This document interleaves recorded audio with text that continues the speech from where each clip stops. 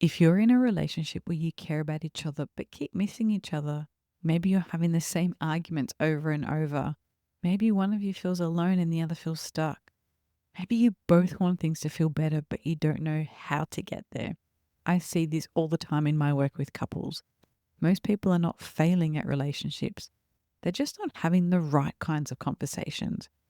The Relationship New Year Reset is a live workshop where I will guide you and your partner through 7 conversations that will help you understand each other better and get back on the same page.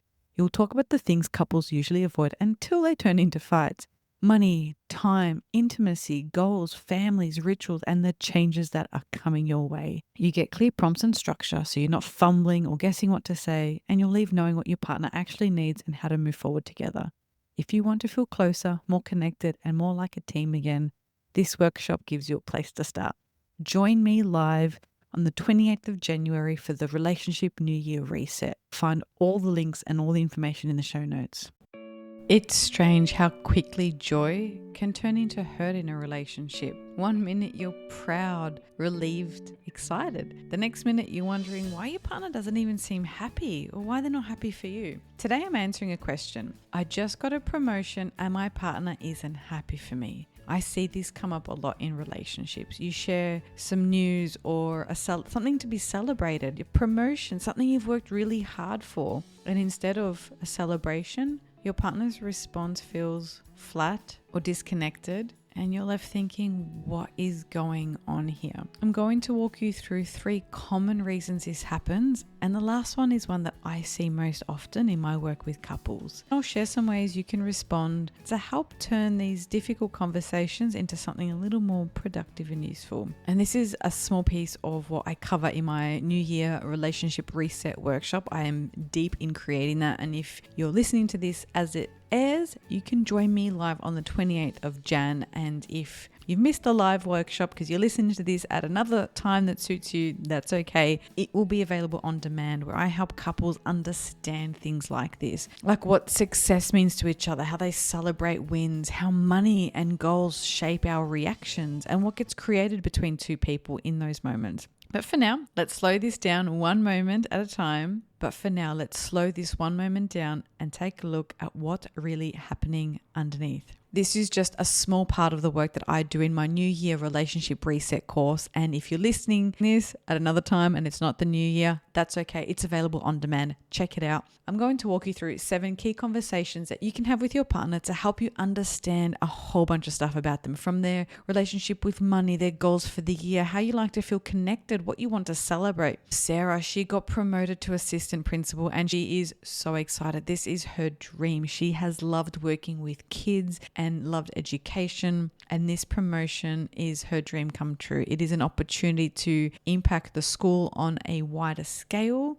and really help the young people that she is so passionate about. And she comes home and she shares this news with her partner. Let's call him Mark. And Mark's like, cool, babe, well done. Kind of flat, kind of, indifferent. And she was devastated. Now, in her family, they celebrated wins. When she was in school and she was in recitals and in theatre, her family was there on opening night with flowers, and they kept all of the, those little books that you get to show, who the cast is and the little flyers. They kept all of that. They were so proud. On graduation, everyone was there and they celebrated. When she got her first job, people were sending her messages and her parents wrote her a card. They have a culture in their family of celebrating wins, of celebrating milestones. So for her to work hard and be diligent and dedicated and apply for this job and prepare for the interview and to finally get it, and her partner not really show her the appreciation or the validation or celebrate that in a way that she was used to, that she thought was normal,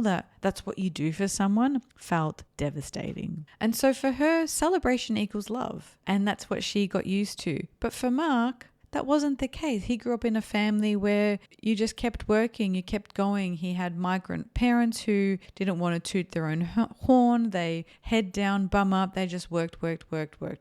And so he never got celebrated. Didn't occur to him to celebrate. So Sarah's interpreting his response as lack of care, and for him, it's could be a number of different things. Celebration was not role modeled in his family. Achievements were acknowledged quietly or privately. Well done felt genuinely enough for him. And then there's confusion about why she's upset. You can see how this might spark a fight. She's come home, she's shared this news, and he's like, well done, babe. And she's goes quiet. I don't know what's wrong. Why aren't you happy for me? You don't care about it. Nothing I do is good enough for you. You don't know how hard I've worked. And he's there like genuinely perplexed and confused and has no idea what happened. My take on this is that neither of them are wrong. They don't know this about each other. They have brought in their own assumptions into this conversation about what was useful or normal for them growing up or what they would have liked, and interpret the other person's behavior from that lens, from that template. They have different emotional languages. One person is seeking shared joy. Sarah wants to celebrate and she's excited, and the other person's offering recognition in their own way. Both sides make sense. Her disappointment makes sense,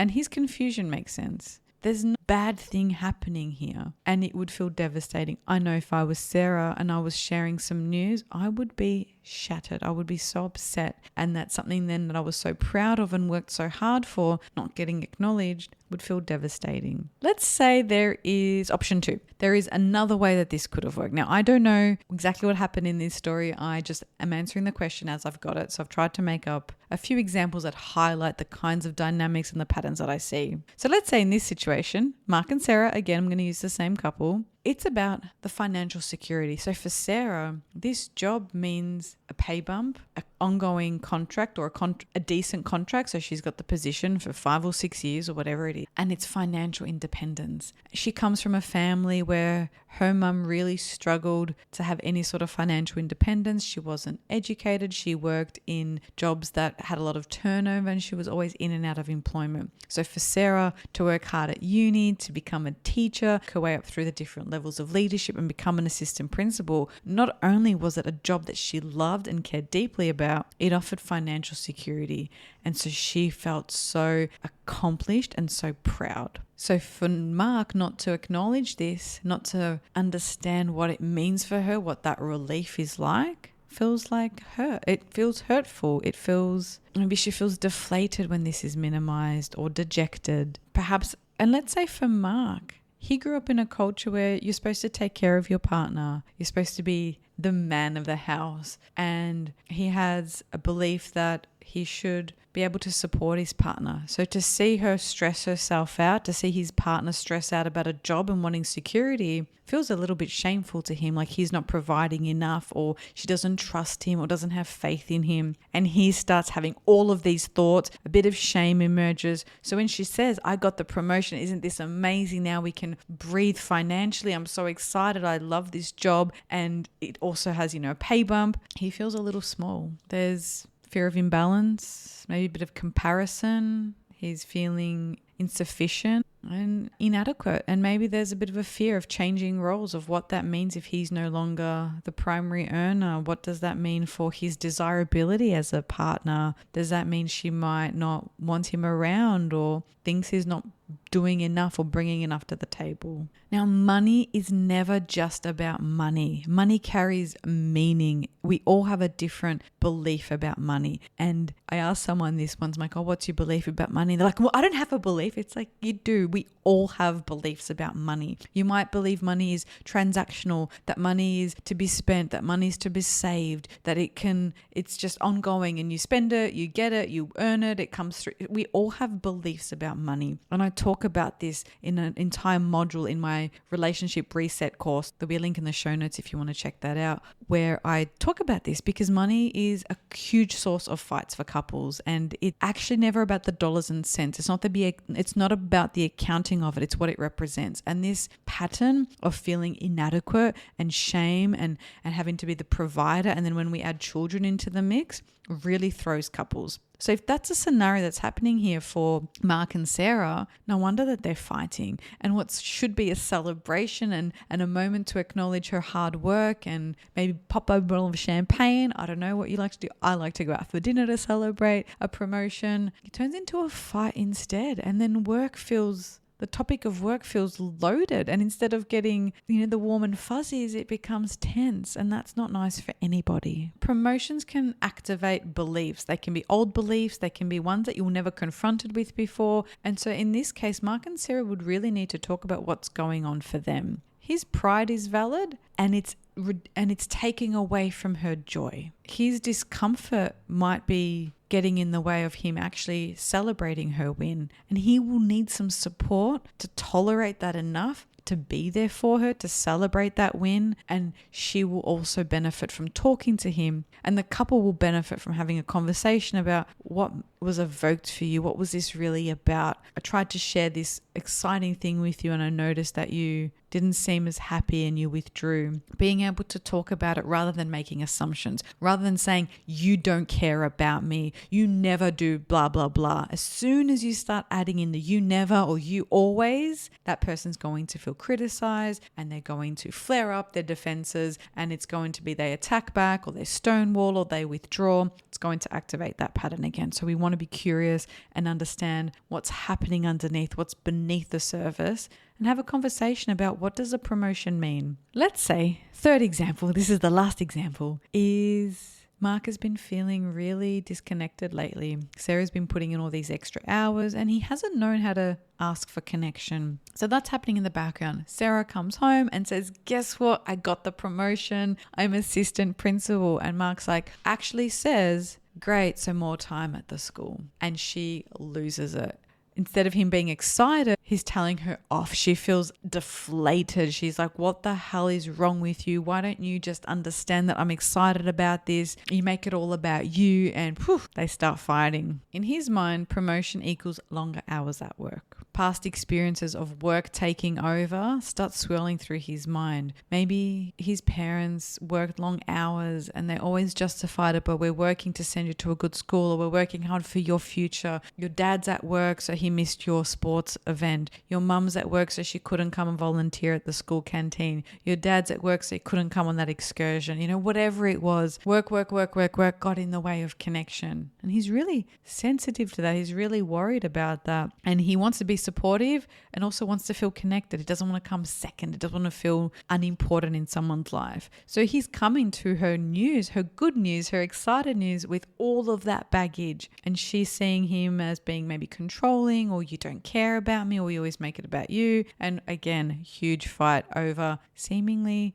nothing, or good news that should be celebrated turns into complete chaos. This is about closeness, not control. It came out so wrong though. If someone's saying, oh, but you never spend time for me, or here we go again, you're always going to be at work, the other person's going to get defensive. They're going to feel criticized. And underneath that is a desire to be connected, a desire to feel important, and that got completely lost. So my take is that he's protecting himself by throwing out a little comment and then disengaging, and not knowing, he doesn't know how to ask for reassurance. Maybe fear of being blindsided. Her frustration is so understandable, and I see this example come up a lot in my therapy room, where someone shares something that they are deeply proud of and deeply excited about, and their partner somehow feels threatened either by their perceived inadequacy, that if you're achieving all these things, does that mean if I'm not achieving them, you think less of me, or I'm not good enough, or you're going to fall in love with someone else who's just as ambitious, or perhaps that means more time away from home. That means less connection. You're going to be tired. And instead of having a conversation around it, it either gets swept under the rug, or we get these little jabs and little snippet comments here and there that are passive aggressive. And before you know it, this sort of tension builds, and then we can pinpoint it back to some of these bigger lifestyle changes. And so when I mentioned earlier that money was an important thing, understanding changing dynamics and upcoming anticipated challenges or even unanticipated, couples rarely have these conversations, and that's part of why they end up on the couples therapy couch. And so being able to talk about the year ahead and say, what happens if I get this promotion, or over the next few years, I'm going to be doing XYZ, or graduate from this course, or I want to go back to study. What will that look like? How do you like to be connected during that time? And actually come up with a plan that works for you, with your needs, with the support that you need, and to be supportive to your partner, because you can't have everything all at once just with assumptions. There's no way of just knowing what your partner's going to want and need. And it doesn't mean that everything they share, they get. The conversation is really important. So how conflict escalates. You can see how it happens really easily in some of these conversations, can't you? An eye roll, a grunt, a less than enthusiastic, well done, babe. Oh my goodness, it's amazing. I mean, that's the kind of reaction I would want. If we have all of these unmet expectations and these ideas of what something should be like, it's so easy for it to just escalate. Criticism starts replacing quality communication, replaces vulnerability. So instead of saying something like, I'm worried about what this might do, I'd like to spend more time together, it comes across as, you never want to spend time with me. You find another reason to get out of the house again, not help. Saying something like, well, you never celebrate me, also shuts things down. And this takes nuance. It's finding a way to translate what your partner's saying and also trying to improve how you say it. In my experience, when I'm working with couples, both people fall into some of these patterns and get stuck. It's like a spider's web. They kind of just get stuck in that trap and then they can't get out. They get stuck and they go around in these cycles over and over and over again. So what to say instead? If you've had a conversation like this and you're listening to me talk and you're thinking, oh,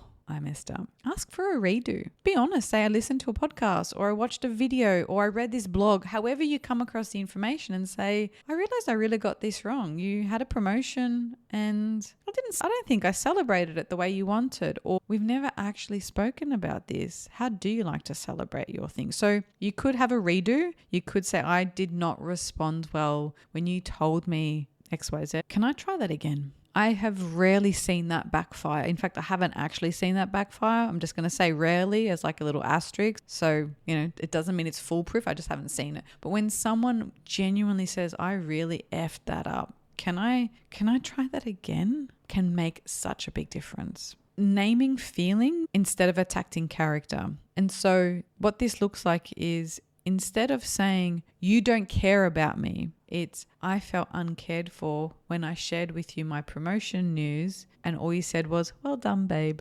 The story I'm telling myself was that you didn't really care. And so you can name the feeling, you can share the example, and then adding in a bit about the story you're making up, how you're interpreting that, because it's not fact, it's interpretation. So, and slow the moment down. If it's happening, if it's live and this happens to you in the near future and you can cast your mind back to these words that I'm saying, is, okay, let's just take a breath here. What's this really about? Let's slow down. Let's go for a walk. Can we talk about it a bit more? Being able to slow it down as it's happening. So if you want a few questions to try with your partner that can get ahead of some of these conversations, here are some that I'd like you to try at home. How do you like to celebrate wins? What feels like a win for you? How did your family handle achievements? How important is your career to you? What does success represent to you? How do you feel about changes in money or time between us? And if it's an upcoming promotion or an event, then ask, does this bring up any worries about us and our relationship? So hopefully that's given you a few tools that you can use at home, where I'm really trying to get folks to understand that there's what we bring into a relationship, there's what our partner brings, and then there's all the messy stuff that happens in the middle that we co-create together. And it's really important to start to recognize the role we play in that. And we can't change someone else. We can't fix someone else. We can change how we communicate and what we do different, and have some of these conversations. And if you want some help on how to have these conversations a little more productively, check out the link in the show notes for my relationship reset course, where I go through 7 key conversations that you can have, and it'll be available on demand. You can do it multiple times. You'll have the workbook to help you get ahead of some of these things. So I want to thank our listener for writing in. This is a really good, juicy question. And if you've got another question that you want answered, get in touch. I would love to answer your questions. And remember, we are different humans with different brains, different interpretations, and it's important to give your partner the benefit of the doubt. If you ask your partner one of these questions, I would love to hear from you. I'd love to hear how it went. If you needed any more support or any more prompts, reach out. I always love to hear from you. Thanks for listening. Hey there, me again. Just wanted to quickly remind you about the Relationship New Year Reset.